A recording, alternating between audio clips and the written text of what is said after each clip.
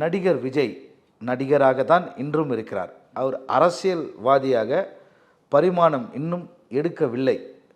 அவர் அந்த ப்ராசஸே இன்னும் start ஆகலன்றது establish பண்ணிட்டார். எப்படின்னா 30 உயிர்கள் அவர் அங்கே இருக்கிற வரைக்கும் 30 உயிர்கள், பல பேர் ஒரு 50 ஆம்புலன்ஸ் பல பேர் தனியார் மருத்துவமனையிலும் மயங்கி விழுந்தவர்கள் பல பேர் இருந்தும் அந்த கூட்டம் இது அரசு தவறா, விஜய் தவறா, விஜய் கூட வந்த புஷி ஆனந்த், ஆதவ் அர்ஜுன், நிர்மல்குமார், ராஜ்மோகன், அருண்ராஜ் மற்றவர்களாம் தான் தவறா என்று நம்ம மெரிட்ஸ் டிமெரிட்ஸை பற்றி போகிறதுக்கு முன்பு இந்த மாதிரி ஒரு சம்பவம் நடந்து விட்டது.